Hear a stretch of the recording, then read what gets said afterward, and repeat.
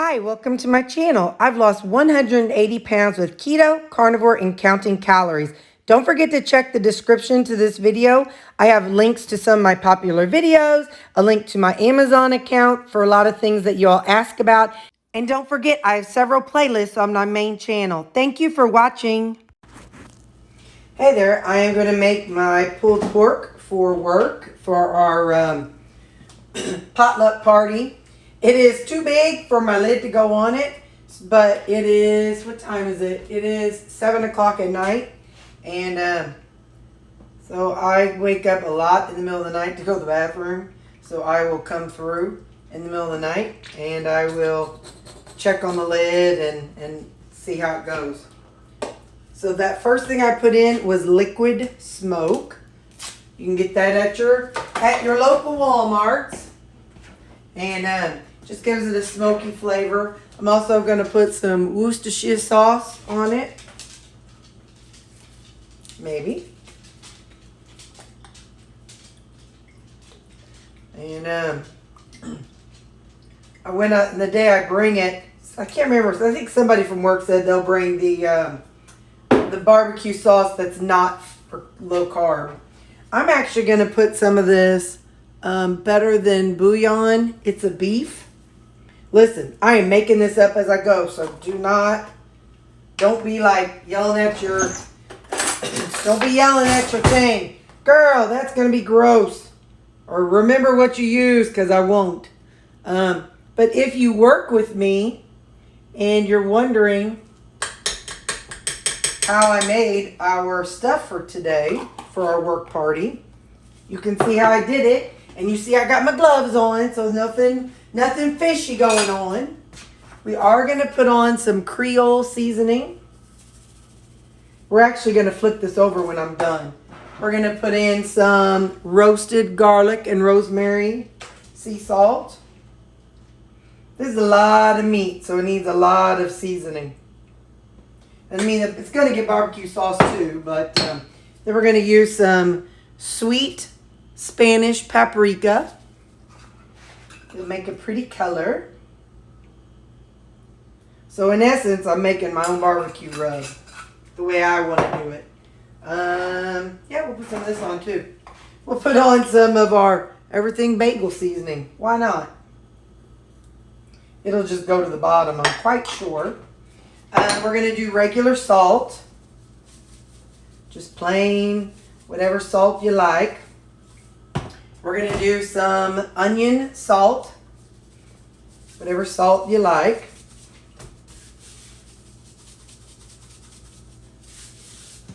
Then we're going to use some seasoned salt. It just happens to be Redmond. You don't need Redmond. It just happens to be what I have. I don't have an affiliation link with them or anything. It's just, I decided I wanted to try them, so I bought them. After they run out, I can't guarantee that's what I'll use again. We're going to use some hickory smoked salt, the hickory version. Like I said, this is going to break up, so it's going to need a lot more flavoring in the middle. So that's why I'm putting on a lot. This is the Real Salt Chef's Blend seasoning salt, or smoked salt. It's the Chef's Blend flavor. And then this one is the cherry flavor. So I'm going to put it fat side up. That's always what people say in their videos about how you should do them. So we're going to put it fat side up. I'm going to go ahead and take my gloves off here. Since it is frozen solid, I am going to put just a little more Worcestershire sauce on the top here to give the spices a little something to hang on to. And we're going to go with, again, we're going to put the same stuff. So this is the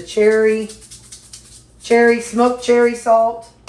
This one is the Chef's Blend salt, smoked salt. And this is the hickory smoked salt. We're going to go with some more paprika. Anyway, they say you should put the fat side up because then it kind of bastes itself as the fat is melting. And so this is seasoning salt. And then I'm not going to put that on there. That didn't do a hill of beans. Then we'll do some rosemary garlic seasoning.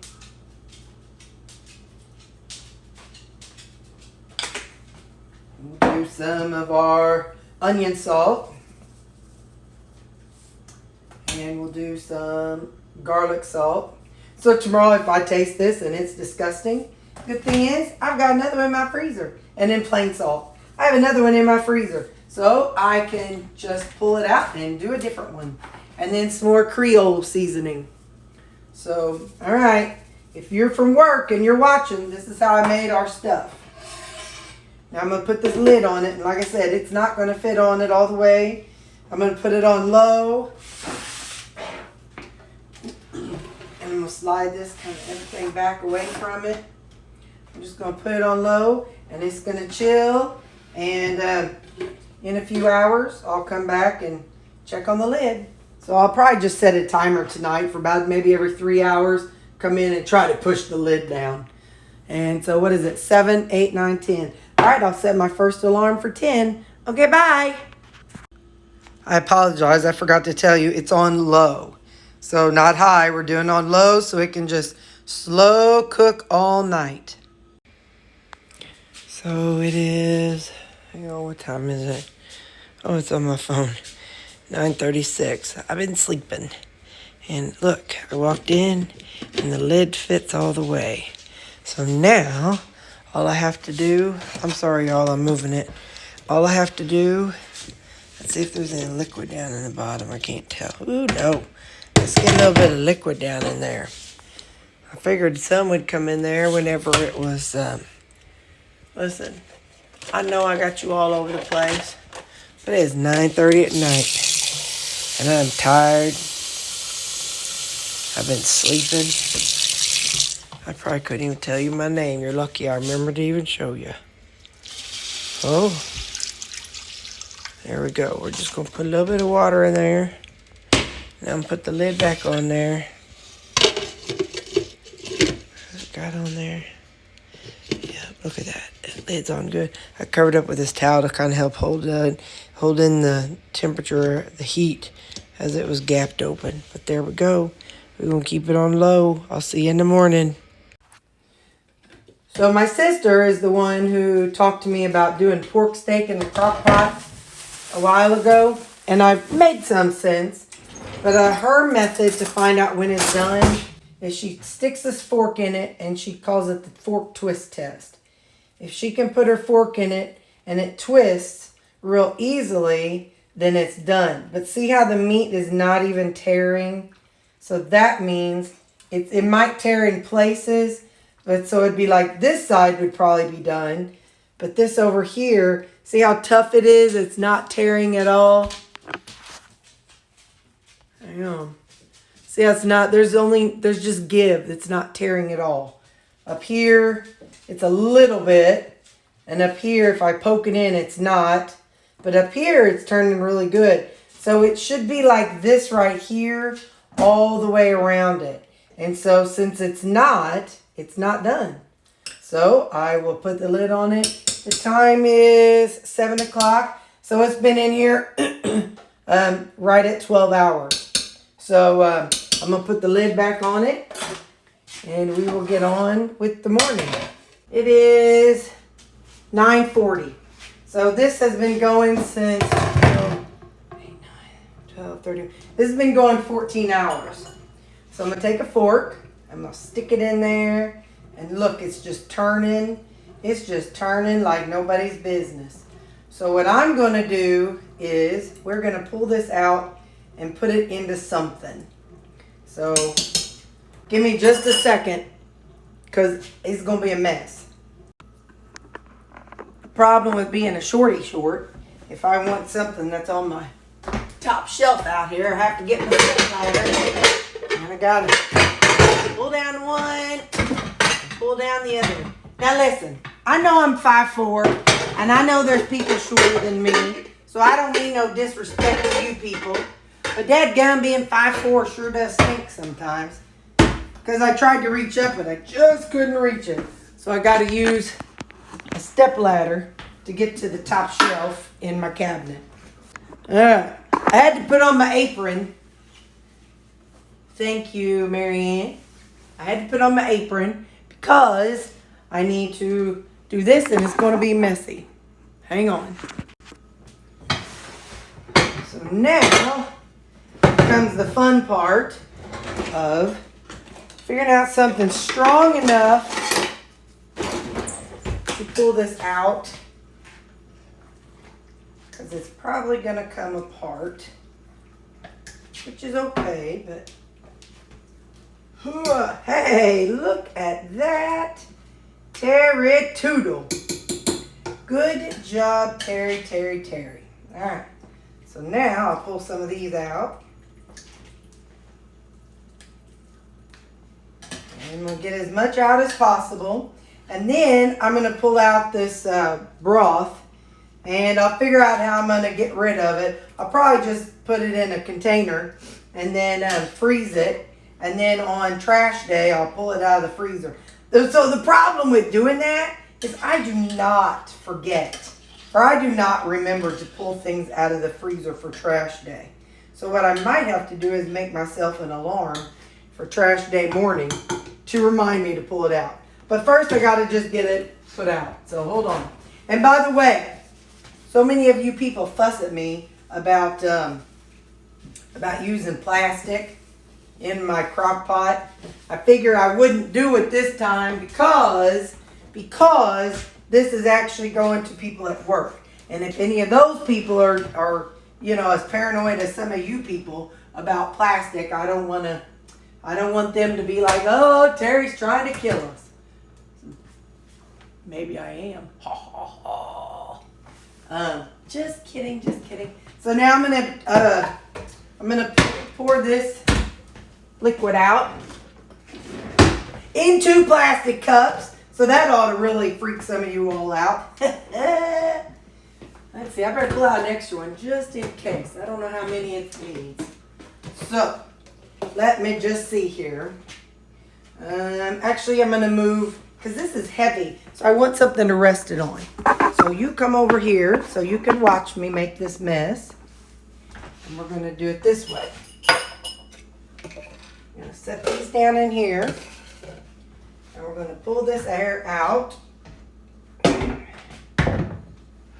And because when I'm done, I'm going to put it back in the crock pot and kind of scrape it all up. So there's that one. And that one. I'm going to leave some of that juice in there. Don't want it to dry out. So we're putting it back in the crock pot. So let me wipe off the lid and all that good stuff. Now I'm going to put this back in here. And let's rearrange. Okay. So it's back in. All right, it's back in. So I didn't make too big of a mess. Go, Terry. Go, Terry. Good job. Good job. Let's see. So now we want to put this back in and kind of break it up. Oh boy, it's going to be good. You know what well, just keep going, Terry. There's the bone. Ha ha. Once you get the bone out of there, then that's all you got to do is pitch that. By the way, I do not give cooked bones to my dogs. If you think about it, yes, out in the wild, wolves and coyotes, they eat bones, but the bones that they eat out in the wild are raw bones. So I do and have and continuously will, whether or not you people like it, I will give them raw chicken bones. I give them raw pork bones. I give them all kinds of raw bones. But that is because, like I said, in the wild, a wolf will catch a turkey or a chicken or whatever, and they eat those bones just fine. It's when they're cooked that it draws the moisture out and it causes it to splinter. And I know all this because I had a dog with horrible, horrible allergies. And part of that, I had to give her which I would love to with Lou, but when you have 4 dogs, you can't.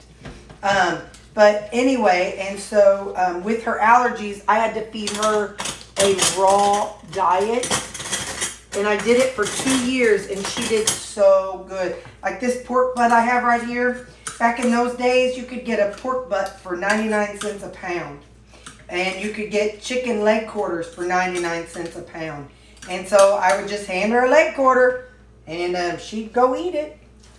But anyway, so I'm going to finish putting the rest of this in here. And like I said, I'm just kind of pulling it apart while it's down in here. Makes it a little easier. There's a lot more space to do it in. I switched to this, hey, I'm using a spaghetti strainer, and I'm not using spaghetti. Isn't that funny? The things you can use for other things than what they were intended to. Anyway, I switched to that because I wanted the teeth to help me. The other one, it was just rounded and slotted, so I didn't want that. And I might add a little bit more of the liquid back. I'll see. Like I said, I want it to be juicy, but I don't want it to be soupy.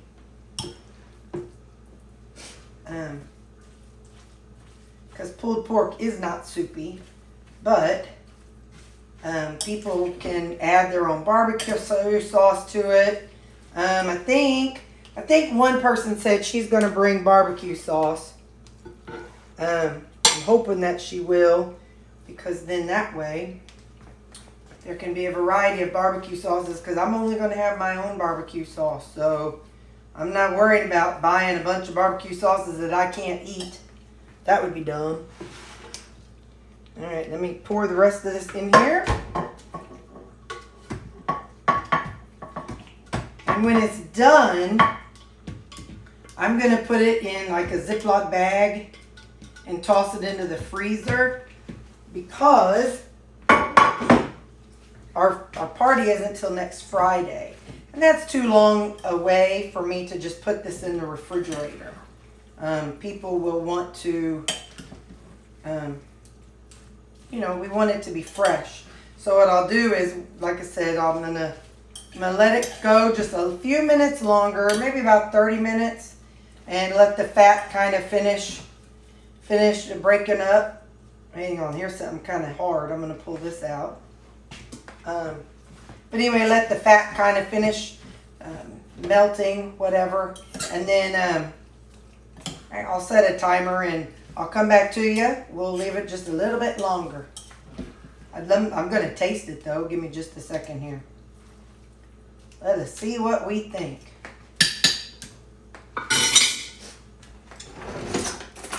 No double dipping though, no double dipping. Oh, wait a minute. Let me wipe that off before I forget. Got my handy dandy dispenser. Oh, shoot, fire. Come here, fella. All right. Just in case any of it splattered out.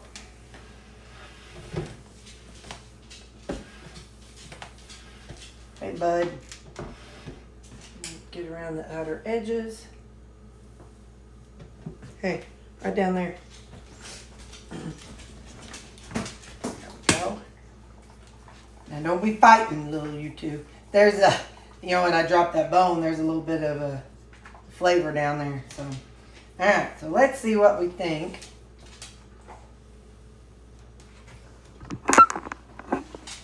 Look at this wild hair. This is Saturday morning hair. This is Saturday don't care hair.